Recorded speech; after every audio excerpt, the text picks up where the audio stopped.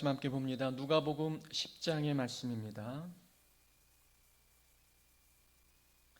누가복음 10장 25절부터 37절까지의 말씀입니다. 누가복음 10장 25절부터 37절까지의 말씀입니다. 우리 한 절씩 교독하겠습니다. 어떤 율법 교사가 일어나 예수를 시험하여 이르되 선생님, 내가 무엇을 하여야 영생을 얻으리이까?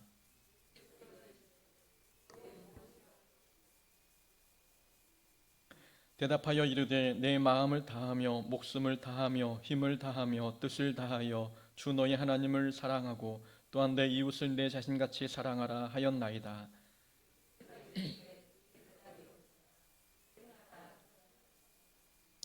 그 사람이 자기를 옳게 보이려고 예수께 여짜오되 그러면 내 이웃이 누구니이까?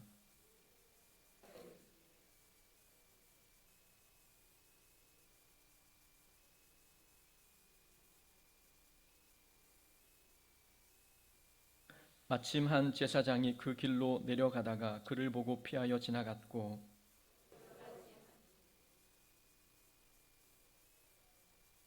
어떤 사마리아 사람은 여행하는 중 거기 이르러 그를 보고 불쌍히 여겨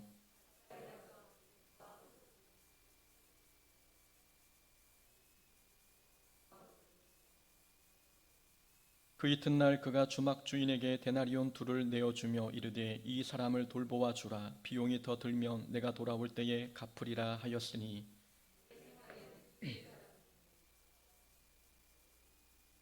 함께 읽습니다. 이르되 자비를 베푼 자니이다. 예수께서 이르시되 가서 너도 이와 같이 하라 하시니라. 아멘. 오늘 본문을 통해서 좋은 이웃이 되어야 합니다 라는 제목으로 말씀 함께 나누겠습니다. 2016년에 일어난 사건입니다. 승객을 태우고 달리던 택시 운전기사가 심장마비를 일으켰습니다. 운전기사는 핸들 조작을 하지 못하는 상태가 되었고 통제력을 잃은 차는 주변을 지나는 차량을 들이받고 30m가량 더 달리다가 멈춰 섰습니다. 택시에는 2명의 승객이 타고 있었습니다. 승객들은 쓰러진 운전기사를 위해 구호조치도 하지 않았고 119에 신고도 하지 않았습니다. 승객들은 택시 트렁크에 있던 골프 가방을 꺼내 다른 택시를 타고 사고 현장을 빠져나갔지요. 비행기 시간이 촉박해서 119에 신고할 시간이 없었다는 것이 그들의 이유였습니다. 다른 사람의 신고로 운전기사는 병원으로 옮겨졌지만 결국 숨을 거두고 말았습니다. 당시 이 사건을 대하는 대중들은 승객의 비정함에 분노했습니다. 심장마비로 죽어가는 사람을 보고도 어찌 무관심하게 골프채만 들고 사라질 수 있는지 대중들은 화가 났고 착한 사마리아인법을 제정해야 한다고 목소리를 높였습니다. 착한 사마리아인법은 도움이 필요한 사람을 보고도 돕지 않고 그냥 지나갔을 때 처벌하는 법을 의미하는 것이지요. 참으로 안타까운 모습입니다. 위기에 처한 사람을 도와주는 행위가 긍휼의 마음에서 자발적으로 나와야 하는데 사람들의 마음이 얼마나 강팍해졌으면 법을 만들지 않으면 돕지 않는 상태가 되어버렸습니다. 오늘날 사람들의 마음에서 자비와 긍휼이 사라지고 있는 것 같습니다. 자신이 원하는 것을 얻기 위해서라면 다른 사람이 어떤 불행을 당해도 상관하지 않는 모습, 자기 욕구를 위해 사람의 목숨을 하찮게 여기는 모습, 우리는 이렇게 긍휼이 사라진 시대를 살아가고 있습니다. 신앙이 있는 사람들은 조금 다를까요? 세상 사람은 하나님을 모르니 마음이 강팍할 수 있다고 치고 그렇다면 그리스도인들은 위기에 빠진 이웃을 보고 좀 더 다른 반응을 보일까요? 2015년도쯤이었습니다. 부천에서 신학대 교수가 자신의 딸을 폭행하여 숨지게 한 사건이 있었지요. 딸을 숨지게 하고 시신을 방에 그대로 방치해 두었습니다. 기도하면 다시 살아날 것 같아서 방에 그대로 두었다는 것이 그 교수의 주장이었습니다. 16개월 된 정인이를 학대해서 숨지게 한 양부모도 기독교 가정에서 자란 모태 신앙인이었습니다. 이 사람들은 신앙생활을 대충 한 사람들이 아니었습니다. 전문 기관에서 신앙훈련을 받았고 가정에서도 신앙교육을 잘 받아 자라온 신앙의 엘리트들이었습니다. 그러나 그들의 삶에는 사랑 대신 미움과 증오와 분노가 가득했습니다. 어찌 보면 세상 사람들보다도 못한 모습으로 살고 있는 자들이었습니다. 기독교인에 대해서 세상이 기대하는 바가 있습니다. 기독교는 사랑의 종교이니 예수 믿는 자들은 다를 것이라고 세상 사람들은 기대합니다. 그러나 설문조사를 보면 세상 사람들이 좋아하는 단어는 성경 그리고 예수이지만 싫어하는 단어는 기독교인, 목사, 교회, 성도였습니다. 세상 사람들이 기독교인을 어떻게 바라보고 있는지 알 수 있는 대목 아니겠습니까? 세상 사람들은 기독교인들이 하나님의 사랑을 노래하고 진리를 추구하지만 정작 삶에서는 사랑 실천이 부족하고 정의와 거리가 먼 삶을 살고 있다고 생각합니다. 오늘 본문에서도 하나님을 섬기는 자들의 냉정함이 나옵니다. 한 사람이 예루살렘에서 여리고로 내려가다가 강도를 만났습니다. 강도들이 옷을 벗기고 때려 거의 죽은 것을 버리고 달아났습니다. 강도 만난 자가 쓰러져 있는 길로 세 사람이 지나갔습니다. 한 사람은 제사장, 또 한 사람은 레위인, 그리고 마지막은 사마리아인이었습니다. 강도 만난 자를 도와준 사람은 제사장이나 레위인이 아니었습니다. 하나님을 섬기는 자들이기에 당연히 강도 만난 자를 도와줄 것 같았지만 그들은 현장을 피해 도망가 버렸습니다. 강도 만난 사람을 도와준 사람은 오히려 사마리아인, 그것도 유대인들에게 멸시와 천대를 받았던 사마리아인이었습니다. 사회적으로 소외받고 상처받은 사마리아인이 강도 만난 자에게 좋은 이웃이 되어주었던 것입니다. 예수님은 제사장 레위인을 사마리아인과 대조함으로써 종교인들의 신앙생활이 얼마나 외식적인지를 꼬집으셨습니다. 종교 지도자들은 성전에서는 화려한 예배를 주관하며 사람들의 존경을 받았지만 삶에서는 불행을 당한 사람에게 좋은 이웃이 되어주지 못했습니다. 평소 유대인들이 멸시하고 조롱했던 사마리아인이 오히려 불행당한 사람의 좋은 이웃이 되어주었던 것이지요. 여러분, 좋은 그리스도인이라는 어떤 사람들일까요? 좋은 그리스도인은 종교 생활을 열심히 하는 사람이 아닙니다. 좋은 이웃이 되어주는 사람이 좋은 그리스도인입니다. 좋은 이웃이 되라는 말씀은 결국 좋은 사람이 되라는 말과 동일합니다. 그 좋은 그리스도인이 되기 위해서는 좋은 사람이 먼저 되어야 되는 것이지요. 저는 좋은 목사란 좋은 사람이 좋은 목사라는 생각을 가지고 있습니다. 사역을 훌륭히 하는 것도, 훌륭히 감당하는 것도 좋은 목사의 덕목 중에 하나이지만 그러나 좋은 목사는 좋은 사람이 좋은 목사입니다. 그럼 좋은 사람은 어떤 사람을 보고 좋은 사람이라고 할까요? 우리가 좋은 사람을 만나면 어떤 생각이 듭니까? 저 사람 친구 삼으면 좋겠다라는 생각 들지 않습니까? 좋은 사람은 친구를 삼고 싶은 사람이 좋은 사람입니다. 그래서 목사는 성도에게 좋은 친구가 되어줄 수 있는 사람입니다. 그 목사뿐만이 아니라 모든 그리스도인들이 주변 이웃들에게 좋은 친구가 되어주는, 이것이 좋은 그리스도인의 덕목이라는 것입니다. 그 좋은 그리스도인이 되기 위해서는 좋은 이웃이 되고 좋은 사람이 되고 좋은 친구가 되어주어야 합니다. 본문 속 종교인은 자신의 신앙이 사마리아인보다 더 낫다고 생각했습니다. 그러나 예수님의 판단은 달랐지요. 좋은 이웃이 되어주는 것이 바로 좋은 신앙인이었음을 예수님께서 말씀하고 있습니다.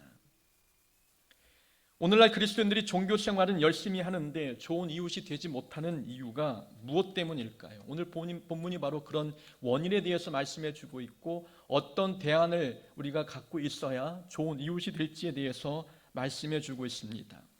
자, 본문을 통해서 좋은 이웃이 되지 못하는 세 가지 이유와 세 가지 대안을 함께 찾아보고자 합니다. 우선 첫 번째로 좋은 이웃이 되지 못하는 이유는 하나님 사랑과 이웃 사랑의 균형이 무너졌기 때문입니다. 교회에서는 열심히 신앙생활을 하는데 삶의 자리에서는 좋은 이웃이 되지 못하고 있습니다. 신앙생활의 균형이 깨졌기 때문이죠. 하나님 사랑과 이웃 사랑의 균형은 아무리 강조해도 지나치지 않습니다. 율법 교사가 예수님께 영생 얻는 방법을 물어왔습니다. 25절에 보니까 선생님, 내가 무엇을 해야 영생을 얻습니까? 예수님께서 율법 교사에게 묻습니다. 율법에 무엇이라고 쓰여 있느냐? 대답하기를 내 마음을 다하며 목숨을 다하며 힘을 다하며 뜻을 다하여 주 너의 하나님을 사랑하고 또한 내 이웃을 내 자신같이 사랑하라 하였나이다 라고 대답했습니다. 예수님께서는 하나님 사랑과 이웃 사랑을 말씀하시면서 두 사건을 예로 드셨습니다. 하나는 선한 사마리아인의 비유이고 또 하나는 마르다와 마리아의 이야기입니다. 30절부터는 선한 사마리아인의 비유가 나오지만 오늘 읽지는 않았지만 그 뒷부분에 보면은 38절부터는 마르다와 마리아의 이야기가 나오고 있지요. 예수님께서 마르다의 집에 방문했을 때 마르다는 부엌에서 일을 했고 마리아는 예수님 발치에 앉아 말씀을 들었습니다. 자, 선한 사마리아인 그리고 마르다와 마리아의 이 두 사건을 순차적으로 배열했다는 것은 의미가 있습니다. 예수님은 이 두 사건을 내 마음을 다하며 목숨을 다하며 주 너의 하나님을 사랑하고 또한 내 이웃은 내 자신같이 사랑하라, 이 말씀의 실제적인 예화로 사용하셨습니다. 그러니까 선한 사마리아인의 비유는 이웃을 어떻게 사랑해야 되는지에 대한 설명을 해주고 있는 예화이고, 그리고 마르다와 마리아의 사건은 하나님을 사랑하는 모습이 어떤 것인지를 보여주는 예화입니다. 하나님 사랑은 일이나 봉사하는 것을 사랑하는 것이 아니었습니다. 하나님을 사랑한다면 하나님의 말씀을 사랑해야 한다라는 것이 마르다와 마리아 비유의 주제입니다. 그러니까 본문의 배열 구조를 봐도 하나님은 이웃 사랑과 그리고 하나님 사랑의 균형을 강조하고 있음을 우리에게 보여주고 있는 것입니다. 제사장과 레위인은 하나님 사랑과 이웃 사랑에 대한 균형이 없었습니다. 성전에서 하나님의 일은 열심히 했지만 삶에서는 이웃 사랑의 모습이 빠져 있었던 것이지요. 기독교인이 세상 사람들로부터 외면당하는 이유는 한쪽 사랑에만 치중했기 때문입니다. 그러나 사실 하나님 사랑과 이웃 사랑은 분리할 수 있는 개념이 아닙니다. 하나님을 사랑하면 이웃을 사랑하게 되어 있습니다. 이웃 사랑이 곧 하나님 사랑이고 하나님 사랑이 곧 이웃 사랑이기 때문이지요.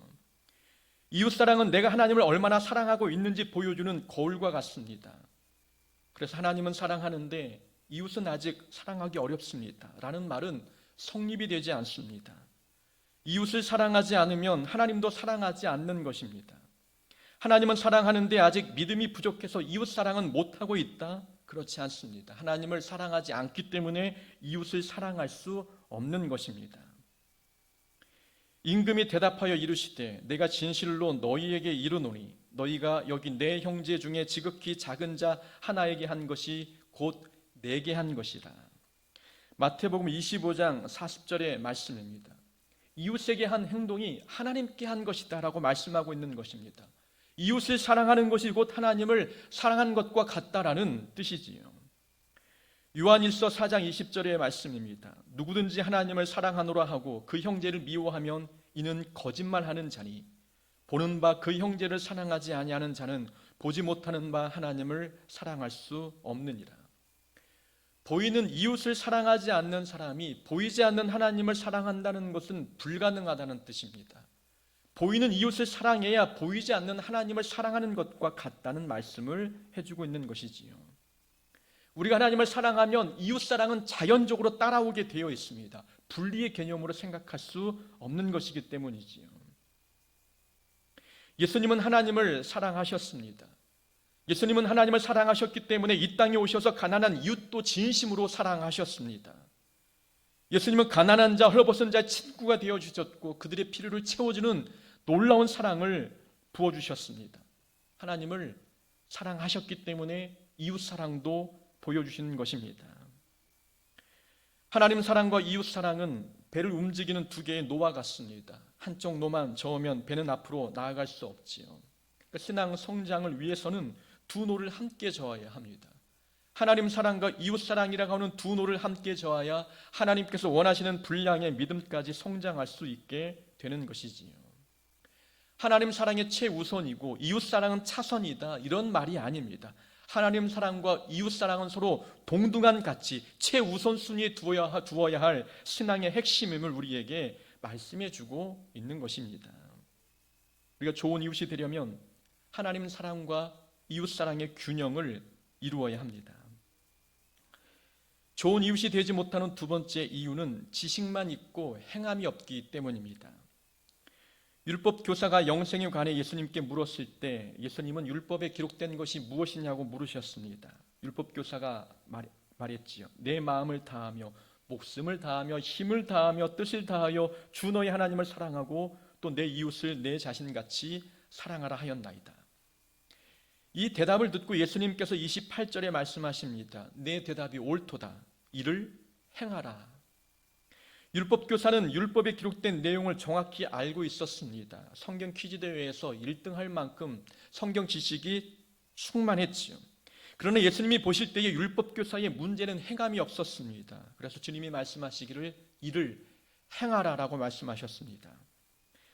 그리고 예수님이 율법 교사에게 행함을 강조하시면서 선한 사마리아인의 비유를 말씀해 주셨습니다. 선한 사마리아인의 비유를 말씀하시고 난 뒤 마지막 예수님께서 강조하신 37절의 말씀이 무엇입니까? 가서 너도 이와 같이 하라. 예수님께서 강조하신 것은 바로 행함이었습니다. 예수님은 성경 말씀을 지식으로만 남겨두지 말고 삶에 실천하라고 말씀하셨습니다. 하나님께서 우리에게 성경을 주신 이유는 지식을 쌓기 위해서 주신 것이 아니라 그 말씀대로 살라고 우리에게 성경 말씀을 주신 것입니다. 행함은 해도 되고 안 해도 되는 문제가 아닙니다. 행함은 우리에게 믿음이 있는지 없는지 판가름할 수 있는 분명한 시금석입니다. 보이지 않는 믿음을 보이는 믿음으로 구현할 수 있는 것이 바로 우리의 행함인 것이지요. 믿음의 유무는 이웃과의 관계를 통해서 드러납니다. 성경 지식만 가득한 사람의 특징이 있습니다. 이들은 원칙만 강조하고 긍휼이 없지요. 제사장과 레위인이 강도 만난 자를 보고 모른 척 지나간 이유가 있습니다. 율법에 보면 부정한 것을 가까이 하거나 만지지 말라고 명령했기 때문입니다. 제사장과 레위인은 강도 만난 자가 죽은 줄 알고 지나쳤습니다. 죽은 자를 만졌다가는 자신도 부정해 줄 수 있었기 때문이었지요. 본인들은 나름 하나님 앞에 정결하고 성실하게 행동한다고 생각했습니다. 자신의 신앙생활에 문제가 있다고는 조금도 생각하지 않았던 거지요. 본인들은 율법대로 잘 살고 있다고 생각하니 신앙생활에도 전혀 문제가 없다고 자부하고 있었습니다. 그러나 이들은 율법의 정신이 사랑이라는 것을 알지 못했습니다. 제사장과 레위인은 율법의 정신은 무시하고 원칙만 고수했습니다. 상대방이 죽어가든 말든 자신은 율법만 지키면 된다고 생각했던 것이지요. 말씀에 대한 무지, 그리고 삶에서 말씀을 행하는 실천이 부족해서 생긴 잘못된 현상이었습니다. 말씀을 지식에만 쌓았기 때문에 나타난 결과였습니다. 불행을 만난 사람을 보면 기도 안 해서 그래, 기도하지 않아서 그런 일을 겪는 거야 라고 말하는 사람들이 있습니다. 원칙만 강조하는 잘못된 신앙생활 때문입니다. 기도하십시오. 기도하면 다 됩니다. 원칙만 강조하면 공감 없는 건조할 말만 되풀이 됩니다. 하나님의 말씀의 주제, 이 성경의 주제는 오직 하나, 사랑입니다. 사랑 속에는 긍휼과 자비가 포함되어 있는 것이지요. 하나님 우리에게 주신 이 말씀의 정신을 잘 이해하고 실천하는 사람은 원칙보다 긍휼을 더 강조합니다. 하나님의 관심은 우리가 얼마나 많이 말씀을 알고 있느냐에 있지 않습니다. 주신 말씀을 얼마나 잘 행함으로 실천하고 있는지 하나님의 관심은 여기에 있는 것입니다. 세상 사람들이 그리스도인에게 요구하는 것, 지식이 아니라 행함입니다. 지식이 아니라 사랑의 실천인 것이지요. 우리의 성경 지식과 행함이 일치가 되지 않고 있다면 우리도 제사장 그리고 레위인처럼 자비 없는 종교 생활만 하는 자들이 될 수밖에 없습니다. 좋은 이웃이 되려면 말씀을 머리에 담지 말고 삶으로 실천해야 합니다. 머리에 담겨있는 지식의 말씀을 가슴으로 끌어내리고 그리고 가슴으로 내린 그 말씀을 삶으로 이행해 나아가야 되는 것입니다. 그것이 바로 좋은 이웃이 될 수 있는 두 번째 비결입니다. 좋은 이웃이 되지 못하는 세 번째 이유가 있습니다. 성전에서의 예배가 삶의 예배로 이어지지 못했기 때문입니다. 제사장과 레위인은 예루살렘에서 여리고로 내려가던 중이었습니다. 여리고는 주로 제사장과 레위인들이 거주하는 그런 동네였습니다. 예루살렘에서 여리고로 가는 중이었다는 말은 성전에서 예배의 직무를 마치고 삶의 자리로 돌아가고 있는 중이었다라는 뜻이었지요. 오늘날로 말하면 교회에서 예배드리고 집으로 돌아가는 길, 그 길목에서 강도 만난 자를 만났습니다. 조금 전까지만 해도 은혜 충만, 성령 충만하게 하나님을 예배했습니다. 예배 시간에 은혜를 경험하면 돌아가는 발걸음이 기쁘지 않습니까? 하나님을 제대로 예배한 사람은 돌아가는 발걸음에 기쁨이 충만해서 누구를 만나든 너그럽게 대하게 됩니다. 그러나 제사장과 레위인은 방금 전까지 하나님을 예배했는데 삶의 자리에서 만난 불쌍한 이웃은 보고도 돕지 않았습니다. 그렇다면 제사장과 레위인이 성전에서 드린 예배는 과연 어떤 종류의 예배였단 말입니까? 누구에게 드린 예배이며 어떤 마음 자세로 예배를 했단 말입니까? 하나님을 예배한다는 말은 교회 안에서만 드리는 예배를 말하는 것이 아닙니다. 하루 24시간 전체가 하나님을 예배하는 시간입니다. 주일은 일요일만 주일이 아니라 월요일부터 일요일 모든 날이 하나님의 날 곧 주일입니다. 우리 주일의 개념도 바로 세워야 되는 거죠. 일요일만 주일이라고 생각하니까 일요일만 예배를 드리면 된다고 생각합니다. 그러나 모든 날이 주님의 날입니다. 그리고 모든 시간이 우리에게는 예배 시간인 것이지요. 예배와 삶은 분리될 수 없습니다. 교회에서 드리는 예배만 예배라고 생각하게 되니 형식적인 종교인으로 살아갈 수밖에 없는 것입니다. 우리가 좋은 이웃이 되려면 성전에서의 예배가 삶의 예배로 이어지도록 해야 합니다. 교회에서 예배드리는 우리의 이 거룩한 모습이 삶의 자리에서도 보여져야 되는 것입니다. 교회 안에서의 목사가 교회 밖에서도 목사로 살아야 되는 것이고, 교회 안에서의 직분자가 교회 밖에서도 직분자의 모습으로 살아가야 합니다. 예배당만 예배 처소가 아니라 예배당 밖의 장소도 하나님을 예배하는 장소이기 때문입니다. 우리는 이웃에게 좋은 이웃이 되려면 성전의 예배가 삶의 예배로 이어져야 합니다. 제 기억 속에 외할머니와 친할머니의 모습은 정말 다르게 기억되고 있습니다. 지금은 두 분 다 돌아가셨지만 외할머니는 경상도 분이셨습니다. 거창 분이셨는데 어릴 적 외갓집을 찾아가면 할머니는 항상 정겹게 저를 맞아주셨습니다. 그 경상도 사투리로 늘 제 이름을 불러주시지요. 종구나 왔나? 아이고 내 새끼 이리 온나? 라고 이야기하십니다. 그 외갓집을 가면 저는 항상 대접받고 사랑받는 기분이 들었습니다. 근데 친할머니는 달랐습니다. 친할머니는 나간 분이신데 제 기억 속에 친할머니는 제 이름을 불러주신 적이 거의 없었습니다. 친할머니는 좀 무서운 분이셨지요. 친할머니 집에 가면 할머니는 항상 혼자 성경을 읽으셨고 예배를 드리셨습니다. 또 저희 집에 가끔 오셨을 때에도 늘 혼자 예배를 드리셨습니다. 우리는 단칸방에 살고 있었죠. 아버지는 출근하시고 어머니도 일을 나가시면 저와 남동생만 집에 남았습니다. 단칸방에서 할머니가 예배를 드리면 우리는 나가 놀아야 했습니다. 괜히 예배 드리는데 옆에서 떠들다가는 야단을 맞기 일쑤였기 때문입니다. 부모님은 맞벌이를 하셨기 때문에 끼니 때가 되면 우리가 손수 밥을 차려 먹어야 하는 상황이었습니다. 친할머니는 집에 계시면서도 한 번도 손주들의 밥을 챙겨주신 적이 없었습니다. 친할머니는 10분 거리에 있는 고모 집에 가셔서 식사를 하고 아버님이 퇴근하실 때쯤에 다시 우리 집으로 돌아오셨지요. 놀라운 사실은 친할머니는 권사님이셨는데 외할머니는 그 당시 교회를 다니지 않으셨습니다. 이상하게도 권사님이신 친할머니 앞에서는 내가 죄인된 기분이 들었는데 교회를 다니지 않으셨던 외할머니 앞에서는 사랑받는 기분이 들었습니다. 여러분 이상하지 않습니까? 사랑을 더 많이 알고 보여주실 것 같은 그리스도인에게서는 차가움이 느껴지고 반면 그 비그리스도인의 모습에서는 따뜻함이 묻어났습니다. 참으로 모순적입니다. 이런 일은 우리 주변에서 많이 볼 수 있습니다. 교회 다니는 시어머니가 더 무섭고 교회 다니는 며느리가 더 냉정할 때가 있습니다.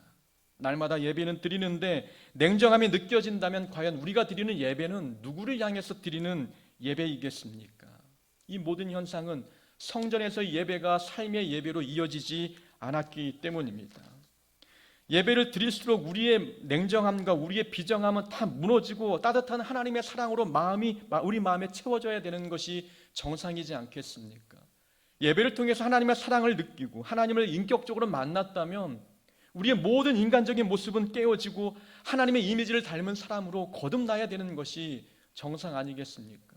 그렇다면 예배드리지 않는 세상 사람들보다도 예배드리는 우리의 모습이 조금 더 성숙하고 조금 더 따뜻하고 조금 더 사랑 가득한 모습이 되어야 합니다. 그것이 정상이지 않겠습니까? 근데 문제는 우리의 예배가 성전 안에서만 머물러 있기 때문입니다. 성전 밖의 삶의 예배로까지 우리의 예배가 이어지지 않기 때문에 교회 안에서의 모습과 교회 밖의 모습이 다른 것입니다. 예배는 삶입니다. 또 삶이 예배입니다. 예배는 교회 안에서만 드리는 것이 전부가 아니라 삶에서도 하나님을 예배해야 합니다.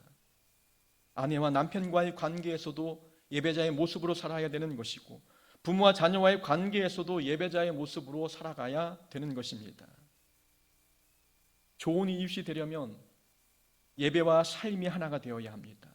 이런 생각을 갖고 있어야 우리가 이웃들에게 좋은 이웃으로 삶을 살아가게 될 수 있는 것입니다. 신앙생활을 잘하는 사람의 특징은 좋은 이웃이 되어주는 것입니다. 요즘 정통 기독교는 하향세를 보이지만 이단 종파는 지금도 잘 성장하고 있습니다. 우리 생각에 이단이라고 하면 사람들이 가지 않을 것 같은데 이상하게도 사람들은 이단인 줄 알면서도 그곳을 찾아갑니다. 이단은 이웃들에게 좋은 이웃의 모습으로 다가가기 때문입니다. 강팍한 시대를 살아가는 현대인은 외로움을 많이 느낍니다. 그래서 지금 시대는 사랑을 필요로 하는 자들이 너무나 많은 거죠. 근데 이단은 그런 부분을 잘 채워주고 있다는 것입니다. 그래도 우리는 옳은 길을 가고 있다고 자부하는 정통 교파에서 신앙생활을 하고 있는 그리스도인입니다. 그렇다면 우리가 이단 종파에 몸담고 있는 사람들보다는 좀 더 좋은 이웃이 되어서 세상 사람들에게 다가가야 하지 않겠습니까? 좋은 신앙인의 특징은 좋은 이웃이 되어주는 것입니다. 좋은 이웃이 되려면 올바른 신앙 기준을 가지고 이 땅에서 빛과 소금의 역할을 감당하며 살아가야 되는 것이지요. 하나님 사랑과 이웃 사랑은 분리될 수 없습니다. 올바른 균형을 유지해야 좋은 이웃이 될 수가 있습니다. 말씀의 지식에 담지 않고 행함으로 옮겨야 합니다. 그리고 성전 예배가 삶의 예배로 이어질 수 있어야 합니다.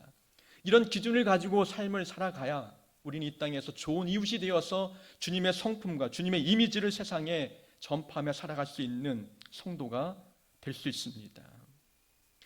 우리 공서북교회는 좋은 이웃이 되기를 소망합니다. 이 지역에 공서북교회를 만나는 영혼들이 참 좋은 교회를 만났고 좋은 이웃을 두었다라는 칭찬을 듣는 교회가 되어야 될 줄로 믿습니다.